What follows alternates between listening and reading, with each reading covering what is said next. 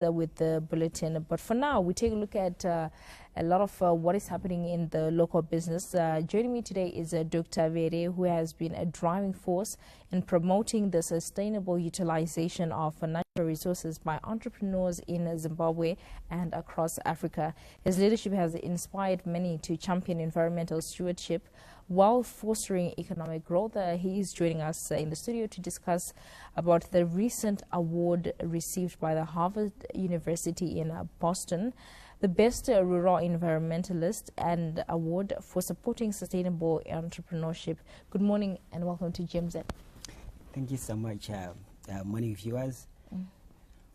Right, so first things first, people would like to know, what does the award mean to you and the country?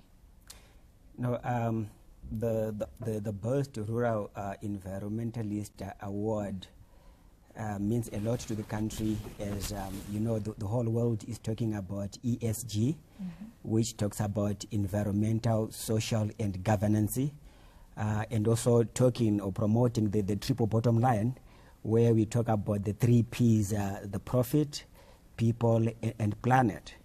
So in as much as we are promoting entrepreneurship from 2 angles, as the founder and CEO of the Institute of Entrepreneurs Zimbabwe and the regional director for Center for Business and Entrepreneurship Development, people will then obviously be jumping on the entrepreneurship arena, cognizant of the fact that indeed, if they are to configure our vast mineral and other resources that Africa is endowed with, they must make sure that they are not doing it at the expense of the environment.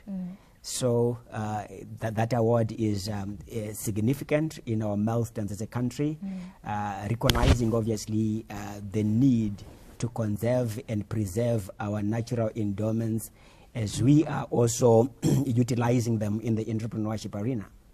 So you were recently in India. Tell us more about the recognition you got and also what it means to the country. Thank you so much for that one. Yes, indeed. I was the only African and Zimbabwean who attended the amazing Goa Global Business Summit and Expo. This one was a gathering of experts in various industries and sectors in the whole world.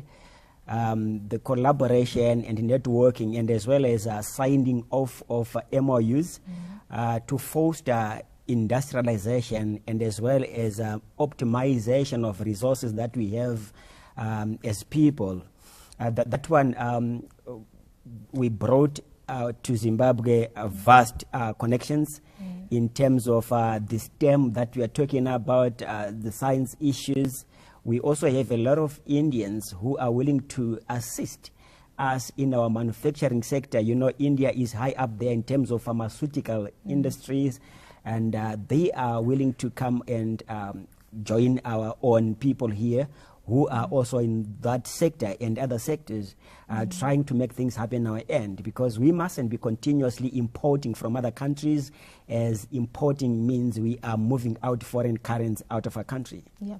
All right, so what are the challenges on the ground that are being faced by entrepreneurs? Thank you so much. Coming from those 2 institutions I've mentioned, we have seen that a number of entrepreneurs are facing a myriad of challenges. The first ones being people are starting businesses, or entrepreneurs are just starting businesses out of maybe the economic environment, others out of having a skill, and others out of passion, while others are copying friends doing it. They are not starting out of the understanding of how business is sustainably run. You see to it, that's the reason why we started the Institute of Entrepreneurs Zimbabwe to work obviously with the government of Zimbabwe, supporting its efforts through the Ministry of Youth and the Ministry of Micro, Small and Medium Enterprises, Ministry of Women Affairs. And for your information, we are also happy that the government is also having some efforts towards sorting out the issues and challenges the entrepreneur is facing. And in that regard, I can safely say we signed an MOU with the Ministry of Youth to train all our youth in Zimbabwe in entrepreneurship development, because without us getting into those spaces and assisting them overcome the challenges that they are facing, reaching their apex in terms of entrepreneurship development will remain a white elephant. Right. So, as an entrepreneur, what is your comment when it comes to the recently announced budget? Thank you so much. The budget. Let me start with the funding or the agricultural sector, which got almost 11% of the budget, supporting those that are into farming, and these to entrepreneurs who are to get into the farming space.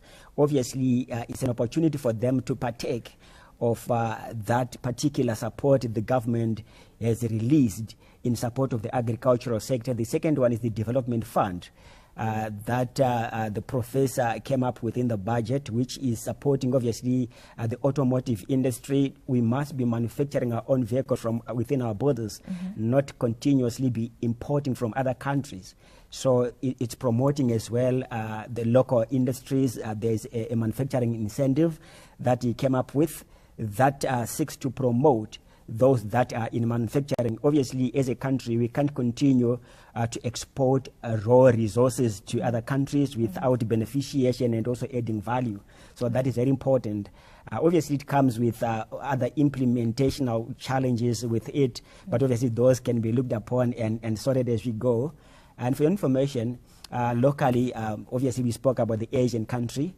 I think 2 months ago, we also attended the Africa Biashara conference in Rwanda, the one that was spearheaded by the Africa Free Continental Trade Area, where minds came together in order for us to then navigate and chart a way forward in terms of Africa, in terms of industrialization, in terms of our trade finance, and obviously policy frameworks with regards to how can we be opening our borders to allow the free trade that we envisage as a continent.